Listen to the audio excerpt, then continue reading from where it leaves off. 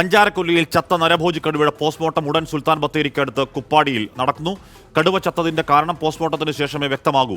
കടുവയുടെ കഴുത്തിൽ ആഴമേറിയ മുറിവ് കണ്ടെത്തിയിരുന്നു. ഇന്ന് പുലർച്ചെയാണ് കടുവയെ ചത്ത നിലയിൽ ദൗത്യസംഘം കണ്ടെത്തിയത്. ഹോൾ ടീം ട്രാക്ക് ചെയ്തു. ദെൻ നമ്മൾ ക്യാപ്ചർ അറ്റംപ്റ്റ് ചെയ്യാൻ ശ്രമിച്ചു, പക്ഷേ നടന്നില്ല. നൈറ്റ് ആയതുകൊണ്ട് രാത്രി ആയിട്ട് നടന്നില്ല. ദെൻ മോർണിംഗ് നമ്മൾ ഫർദർ പെരാമ്പുലേറ്റ് ചെയ്തപ്പോൾ ഒരു വീടിൻ്റെ സൈഡിൽ ഡെത്തായിട്ട് കണ്ടു. നല്ല ഫൈറ്റ് വുണ്ടുണ്ട്, നല്ല കോൺഫ്ലിക്റ്റ് ഇഞ്ചുറി ഉണ്ട്, വേറെ ടൈഗറായിട്ടുള്ള ഇഞ്ചുറി ഉണ്ട്. ഇത് കോസ് ഓഫ് ഡെത്ത് എന്ന് പറഞ്ഞാൽ ഒരു ഇൻഫൈറ്റ് വൂണ്ടാണ്. അത് പോസ്റ്റ്മോർട്ടം ചെയ്താൽ നമുക്ക് കൃത്യമായിട്ട് അറിയില്ല. നമ്മൾ ഷൂട്ട് ചെയ്തിട്ടില്ല. ഇല്ല നൈറ്റ് ഒരു ഓപ്പറേഷൻസ് നടക്കും.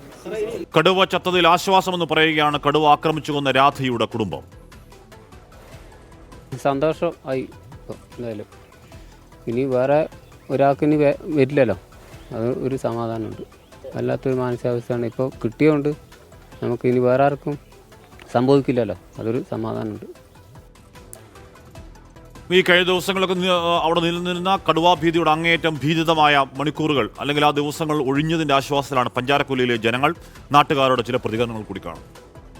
എന്നുവെച്ചാൽ ഞങ്ങൾക്ക് ഏറ്റവും കൂടുതൽ സന്തോഷം എന്ന് വെച്ചാൽ മാധ്യമങ്ങൾ പറയാം, പ്രത്യേകിച്ച് 24 2-3 ദിവസമായി നമ്മൾ കാണുന്നത്. നമ്മൾ ഏകദേശം അത്രയും ഇൻറ്റിമേറ്റായി പരിചയപ്പെട്ടു എല്ലാ മാധ്യമങ്ങളും. തീർച്ചയായും മാധ്യമങ്ങൾക്കും അതുപോലെ ഫോറസ്റ്റ് ഉദ്യോഗസ്ഥന്മാർക്കും പോലീസുകാർക്കും എല്ലാവർക്കും ഈ പഞ്ചാരക്കൊല്ലി നാട്ടിലെ എല്ലാവർക്കും നന്ദി അറിയും. മന്ത്രി എ കെ ശശീന്ദ്രൻ വീണ്ടും വയനാട്ടിലേക്ക് പോകാൻ പോകുന്നു. പഞ്ചാരക്കൊല്ലിയിൽ ഇന്ന് ഉച്ചയ്ക്ക് നടക്കുന്ന അവലോകന യോഗത്തിൽ മന്ത്രി പങ്കെടുക്കുകയും ചെയ്യും. വിവരങ്ങളുമായി സുർജിത്ത് അയ്യപ്പത്ത് അഭിജിത്ത് മുഴക്കുന്നു ചെയ്യുന്നു. സുർജിത്ത്, വനം നിയമങ്ങളുടെ കണ്ണിൽ മാത്രമാണ് കടുവ ചത്തതാണോ അല്ലെങ്കിൽ ആരെങ്കിലും കൊന്നതാണോ എന്തെങ്കിലും സംഭവിച്ചതാണോ എന്നത് ആ നിയമങ്ങളുടെ കണ്ണിൽ മാത്രമാണ്. പ്രഥമ പരിഗണന പഞ്ചാരക്കൊല്ലിയിലെ ജനങ്ങളുടെ സമാധാനത്തിനാണ്. എന്തായാലും ആ സമാധാനം സംജാതമായിരിക്കും എന്നുള്ളത് ആശ്വാസകരമാണ്. സുർജിത്ത്. തീർച്ചയായും ഹാഷ്മി, ഏറെ ആഹ്ലാദത്തോടു കൂടിയാണ് ആളുകൾ ഈ നിമിഷത്തെ സ്വീകരിച്ചത്. ഇന്ന് രാവിലെ തന്നെ കടുവ ചത്തു എന്നുള്ള വിവരം പുറത്തു വരുന്നു. സ്വാഭാവികമായും ആളുകളെ സംബന്ധിച്ച് വലിയ ആശ്വാസം. ഇന്നലെ രാത്രി മുതൽ ഇതുമായി ബന്ധപ്പെട്ട ചില നീക്കങ്ങൾ വനം വകുപ്പ് നടത്തിയിരുന്നു. കടുവയെ ട്രാക്ക് ചെയ്യാൻ കൃത്യമായി വനം വകുപ്പിന് കഴിഞ്ഞിരുന്നു. ഇതിനുശേഷം ഇന്ന് പുലർച്ചയോടുകൂടി ഒരു തരത്തിലുള്ള ഒരു മയക്കുവെടി ശ്രമം അടക്കം നടന്നു എന്നുള്ള തരത്തിലുള്ള വിവരങ്ങൾ നമുക്ക് ലഭ്യമാകുന്നുണ്ട്. പക്ഷേ അത് സാധ്യമാകാതെ വന്നു. ഇതിനുശേഷം ഇന്ന് രാവിലെ ഈ കടുവയെ ചത്ത നിലയിൽ ഈ ഇതിനടുത്ത്, അതായത് പിലാക്കാവ് എന്ന് പറയുന്ന സ്ഥലമുണ്ട്, അവിടെ 3 റോഡിനടുത്തുള്ള ഒരു വീടിന് സമീപം വെച്ച് ചത്ത നിലയിൽ കണ്ടെത്തുകയായിരുന്നു എന്നുള്ളതാണ് വനംവകുപ്പ് നൽകുന്ന ഔദ്യോഗികമായ വിവരം. പോസ്റ്റ്മോർട്ടത്തിന് ശേഷമാണ് എന്താണ് കാരണം എന്തടക്കമുള്ള കാര്യങ്ങൾ വ്യക്തത വരൂ. എന്തൊക്കെ കാരണമായാലും ഈ ആളുകളെ സംബന്ധിച്ച് വലിയ ആശങ്കയായിരുന്നു. ആ ആശങ്കയ്ക്ക് ഇന്ന് അറുതി വന്നിരിക്കുന്നു. കാരണം കുറച്ച് ദിവസങ്ങളായി, കഴിഞ്ഞ രാധയെ കൊന്ന് 4ാം നാളിലാണ് ഇത് ഇങ്ങനെ ഈ കടുവയെ ചത്ത നിലയിൽ കാണുന്നത്. എന്തായാലും ഈ മേഖലയിലുള്ളവരെ സംബന്ധിച്ച് വലിയ രീതിയിലുള്ള ആശ്വാസം തന്നെയാണ് ഉണ്ടായിരിക്കുന്നത്. അത് അവർ പ്രകടിപ്പിക്കുകയും ചെയ്യുകയാണ്. രാത്രി മുതൽ തന്നെ ഈ കടുവ വനംവകുപ്പിൻ്റെ നിരീക്ഷണത്തിലായിരുന്നു. കഴിഞ്ഞ ദിവസങ്ങളിലായി വലിയ രീതിയിലുള്ള ഒരു സമരം നടക്കുന്ന ഒരു സ്ഥിതി ഉണ്ടായിരുന്നു. വലിയ പ്രതിഷേധം ഉൾപ്പെടെ ഇന്നലെ മന്ത്രിയെ തടയുന്നതടക്കമുള്ള പ്രശ്നങ്ങൾ, ഇവിടെ സംഘർഷഭരിതമായ ഒരു അന്തരീക്ഷം ഉണ്ടായിരുന്നു. പക്ഷേ ആ അന്തരീക്ഷത്തിൽ പോലും മന്ത്രി ഇവിടേക്ക് എത്തി ഈ വിവിധ രാഷ്ട്രീയ കക്ഷി നേതാക്കളുമായി സംസാരിച്ചു. അതിനുശേഷം മന്ത്രി തിരിച്ചു പോകുമ്പോൾ ആ വന്ന അവസ്ഥയായിരുന്നില്ല. കൈയടിച്ച് മന്ത്രിയെ യാത്രയാക്കുകയായിരുന്നു ഉണ്ടായിരുന്നത്. ഇന്ന് കഴിഞ്ഞ ദിവസമായി വനംവകുപ്പിനെതിരെയും പ്രതിഷേധങ്ങൾ ഉണ്ടായിരുന്നു. പക്ഷേ ആ പ്രതിഷേധങ്ങളും മാറി നിൽക്കുന്നു എന്നുള്ളതാണ്. കാരണം വനംവകുപ്പിലെ ഇപ്പോൾ റേഞ്ച് ഓഫീസർ ഉൾപ്പെടെ ആ ദൃശ്യം പോലും വൈറലാണ്. കാരണം അദ്ദേഹത്തിന് അഭിവാദ്യം അർപ്പിച്ചുകൊണ്ടാണ് ഇവിടെ നിന്നും യാത്രയാക്കുന്നത്. അങ്ങനെ വനംവകുപ്പ് ഉദ്യോഗസ്ഥരെ ഒന്നടങ്കം ആഹ്ലാദത്തോടുകൂടി യാത്രയാക്കുന്ന ഒരു അവസ്ഥയാണ് ഇവിടെ ഉണ്ടായിട്ടുള്ളത്. ഈ രാധയുടെ കുടുംബം നമ്മോട് പ്രതികരിച്ചതാണ്. അവർ പറയുന്നത് വലിയ ആശ്വാസം എന്നതാണ്. എന്തായാലും നഗരസഭയുടെ അധികൃതർ ഇവിടെയുണ്ട്. വൈസ് ചെയർമാനാണ്. കഴിഞ്ഞ ദിവസങ്ങളിലായി ഇവിടെ സജീവമായി ഉണ്ടായിരുന്നു അദ്ദേഹം. എന്താണ് ഇപ്പോൾ നിങ്ങൾക്ക് തോന്നുന്നത്? എനിക്ക് വളരെ സന്തോഷമെന്ന് തോന്നുകയാണ്. കാരണം ഞങ്ങൾ 3-4 ദിവസമായി നഗരസഭയിലേക്ക് പോയിട്ടില്ല. ജനങ്ങളോടൊപ്പം ഇവിടെയായിരുന്നു. ഇവർക്ക് ആവശ്യമായ എല്ലാ കാര്യങ്ങളും ഞങ്ങൾ നേതൃത്വം കൊടുക്കുകയായിരുന്നു. ചിലപ്പോൾ ഞങ്ങൾ ഈ പ്രദേശത്ത് വളരെ പാവപ്പെട്ട ആളുകളാണ്. ഈ എസ്റ്റേറ്റിലെ തൊഴിലാളികളും അല്ല, ഇവിടെ മൊത്തം നഗരസഭയുടെ വളരെ സാമ്പത്തികമായി പിന്നോക്കം നിൽക്കുന്ന പ്രദേശമാണ്. ഇവരുടെ ഒരു പ്രയാസം ഉണ്ടായിക്കഴിഞ്ഞാൽ പിന്നെ ഞങ്ങൾക്ക് അവിടെ നിൽക്കാൻ കഴിയില്ല. എല്ലാ കാര്യങ്ങൾക്കും നേതൃത്വം കൊടുക്കുക എല്ലാം ഞങ്ങൾ ചെയ്തു. അപ്പോൾ ഈ ഫോറസ്റ്റ് അധികാരികൾ, പ്രത്യേകിച്ച് അരുൺ സക്രിയ സാർ വന്നതിന് ശേഷമാണ് ഇതിന് ഇതിൻ്റെ വലിയൊരു മാറ്റം സംഭവിച്ചത്. അപ്പോൾ ഞങ്ങൾക്ക് വലിയ പ്രതീക്ഷ അദ്ദേഹത്തിൽ വന്നു. അതുപോലെ തന്നെ അത് വന്നതിൻ്റെ ഒരു ദിവസം പൂർത്തിയാകുന്നതിന് മുമ്പ് തന്നെ ആ കടുവ ചത്തുനിലയിൽ കാണുകയും ചെയ്തു. എന്ത് തന്നെയായിരുന്നാലും ഇതിനു വേണ്ടി ഞങ്ങൾക്ക് ഫോറസ്റ്റുകാരോടും അതുപോലെ പോലീസുകാരോടൊക്കെ ചിലപ്പോൾ ക്ഷുഭിതരായിട്ട് സംസാരിക്കേണ്ടി വന്നിട്ടുണ്ട്. കാരണം അത് ജനങ്ങൾക്ക് വേണ്ടി നിൽക്കുമ്പോൾ പലപ്പോഴും ഞങ്ങൾക്ക് അത് മന്ത്രിയോട് പോലും ഞങ്ങൾ, പക്ഷേങ്കിൽ ഇന്ന് ഞങ്ങൾക്ക് ഒരു സാധാരണ രൂപത്തിൽ ഞങ്ങൾ വന്നിരിക്കുകയാണ്. ഞങ്ങളുടെ ഭാഗത്ത് വല്ല തെറ്റുകളുണ്ടെങ്കിൽ പോലും അവർ ക്ഷമിക്കും. കാരണം ഞങ്ങൾ ജനങ്ങൾക്ക് വേണ്ടി പറഞ്ഞതാണ്.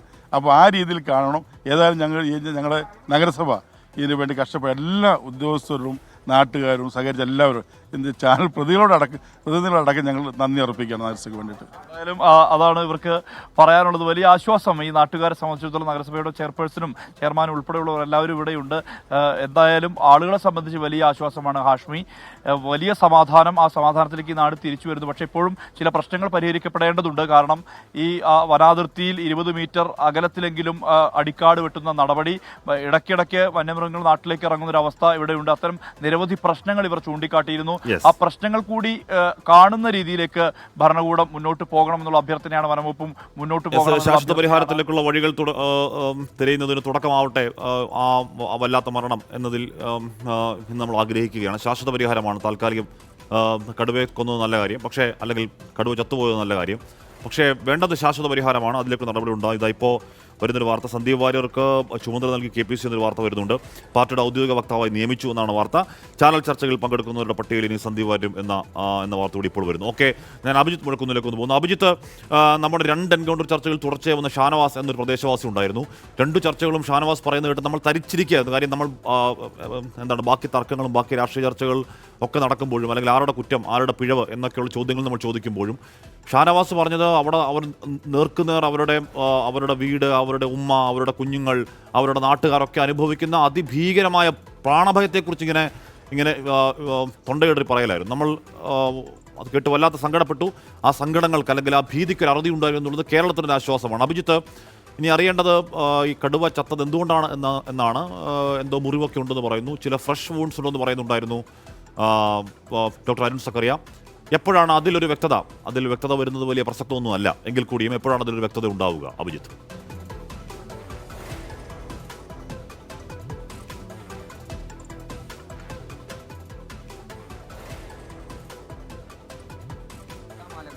എങ്ങനെ ചത്തു ഈ കടുവ എന്ന് കണ്ടെത്തുക, അതിന് തന്നെയാണ് പ്രഥമ പരിഗണന. അത് തന്നെയാണ് ഏറ്റവും പ്രധാനപ്പെട്ട കാര്യവും. 11 മണിയോടുകൂടി തന്നെ കടുവയുടെ പോസ്റ്റ്മോർട്ടം നടപടികൾ ആരംഭിക്കും എന്നാണ് നമ്മൾ മനസ്സിലാക്കുന്നത്. ഇവിടേക്ക് DFOയും CCFും അരുൺ സക്കറി ഉൾപ്പെടെയുള്ളവർ ഇവിടേക്ക് എത്തിച്ചേർന്നിട്ടുണ്ട്. അതിനാൽ തന്നെ അല്പസമയത്തിനകം ഈ പോസ്റ്റ്മോർട്ടം നടപടികൾ ആരംഭിക്കുകയും ചെയ്യും. അതിനുശേഷമാണ് എങ്ങനെ ഈ കടുവ ചത്തു എന്നുള്ള കാര്യത്തിൽ ഒരു സ്ഥിരീകരണം ഉണ്ടാവുക. പ്രധാനപ്പെട്ട കാര്യം ഹാഷ്മി, ചത്തത് 7 വയസ്സ് പ്രായമുള്ള ഒരു പെൺകടുവയാണ്. ഈ ഒരു കാലഘട്ടം, ഈ ഒരു സമയം എന്നുള്ളത് കടുവകൾ ഇണചേരുന്ന ഒരു സമയമാണ്. ആ സമയത്ത് ആൺകടുവകൾ തമ്മിലുള്ള സംഘർഷം വനത്തിനകത്ത് പതിവാണ് എന്ന് ഈ വനം വകുപ്പ് ഉദ്യോഗസ്ഥരുമായി സംസാരിക്കുമ്പോൾ മനസ്സിലാകുന്നു. പക്ഷേ ഇവിടെ ഇപ്പോൾ പരിക്കു പറ്റിയിട്ടുള്ളത് പെൺകടുവയ്ക്കാണ്. എങ്ങനെയാണ് ആ രീതിയിൽ ഏതെങ്കിലും സംഘർഷത്തിന്റെ ഭാഗമായി കാടിനകത്ത് വെച്ച് തന്നെ മറ്റൊരു കടുവയാലുള്ള ആക്രമണത്താലാണോ ഈ ചത്ത കടുവയ്ക്ക് പരിക്കു പറ്റിയത്, അതാണോ ഈ മരണത്തിലേക്ക് നയിച്ചത് എന്നതടക്കമുള്ള കാര്യങ്ങളിൽ ഒരു വ്യക്തത വരേണ്ടതുണ്ട്. കടുവയുടെ ശരീരത്തിൽ മുറിപ്പാടുകളുണ്ട്. അതിൽ ചിലത് പഴക്കമേറിയ മുറിവുകളാണ്. ഒപ്പം പുതിയ ചില മുറിവുകൾ കൂടിയുണ്ട്. നമുക്ക് ആ കടുവയുടെ ദൃശ്യങ്ങൾ നോക്കുമ്പോൾ നമുക്ക് മനസ്സിലാക്കാൻ കഴിയും. ചോരപ്പാടുകളുണ്ട്. അതിൻ്റെ ശരീരത്തിൽ കഴുത്തിനോട് ചേർന്ന ഭാഗത്ത് ചില മുറിവുകളുണ്ട്. ആ മുറിവുകളോട് ചേർന്ന ചോരപ്പാടുകളുമുണ്ട്. അതിനാൽ തന്നെ 2 കടുവകൾ തമ്മിലുള്ള സംഘർഷത്തിന്റെ ഭാഗമായാണോ ഇതിന് പരിക്കു പറ്റിയത് എന്ന കാര്യത്തിൽ ഒരു അവ്യക്തതയുണ്ട്. അങ്ങനെയുള്ള ഒരു പ്രാഥമികമായ സംശയം നേരത്തെ തന്നെ ഈ വനം വകുപ്പ് ഉദ്യോഗസ്ഥർ പ്രകടമാക്കുകയും ചെയ്തതാണ്. ഇന്ന് രാവിലെ ഏതാണ്ട് 2 മണിയോടടുപ്പിച്ചാണ് ഇങ്ങനെ ഈ കടുവയെ ഈ പ്രദേശത്ത് പിലാക്കാവ് പ്രദേശത്ത് ഈ RRT സംഘം കാണുന്നത്. അത് ഏറെ ഉൾക്കാട്ടിലല്ല എന്നുള്ളതാണ് ഏറ്റവും പ്രധാനപ്പെട്ട കാര്യം. അവിടെ പോസ്റ്റ്മോർട്ടത്തിന് ശേഷം അറിയാം എന്താണ് ഈ കടുവ ചത്തുപോകാനുള്ള യഥാർത്ഥ കാരണം. പക്ഷേ ഇന്നലെ രാത്രി അങ്ങനെ മയക്കൂടിയൊന്നും വെച്ചിട്ടില്ല എന്ന് ഡോക്ടർ അരുൺ സക്കറിയ പറയുന്നുണ്ടായിരുന്നു. അങ്ങനെ എന്താണ് ചത്തത് എന്നറിയണമെങ്കിൽ ഇനിയിപ്പോൾ പോസ്റ്റ്മോർട്ടം റിപ്പോർട്ട് വരണം. അത് വരട്ടെ.